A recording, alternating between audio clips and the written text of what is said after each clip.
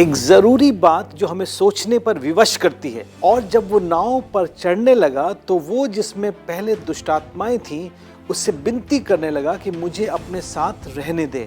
परमेश्वर का वचन ऐसे बताता है।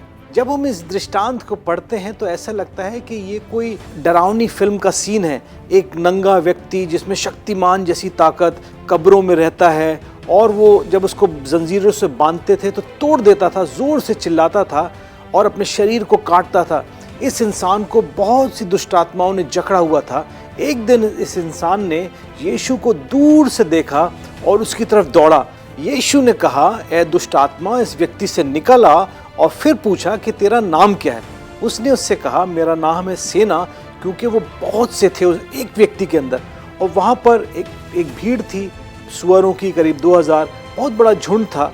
उसने बोला, हमको इसमें जाने दे। और जब यीशु ने उनको आज्ञा दी तो उसमें से निकल के सुअरों में चले गए और वो सारे सुअर जो है पास की एक झील में जाके डूब मरे। जो लोग वहाँ इकट्ठे हुए थे उन्होंने इस इंसान को, जो पहले दुष्ट आत्माओं से जकड़ा हुआ था, सही सलामत और ठीक पाया और अब यीशु के चरणों में बैठा हुआ और यीशु से विनती करते सुना कि वो कह रहा है कि मुझे अपने पीछे आने दे।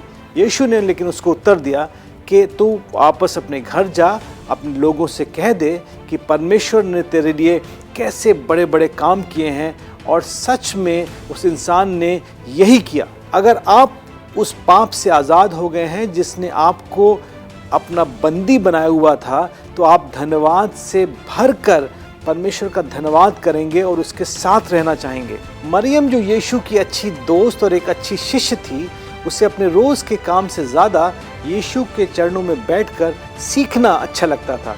यीशु ने मरियम के परिवार से कहा कि उसने उसके चरणों में बैठने से वो सबसे ज़रूरी वस्तु पाली है जिसकी हमें सबसे ज़्यादा चिंता करनी चाहिए, और वो चीज़ है यीशु मसीह के एक सच्चा चेला बनना और उसके साथ समय बिताना। क्या आपने दुष्ट आत्मा से जकड़े हुए इंसान और यीशु की दोस्त और शिष्य मरियम की तरह महसूस किया है कि वो सबसे ज़रूरी चीज़ क्या है जिसकी हमें चिंता करनी चाहिए?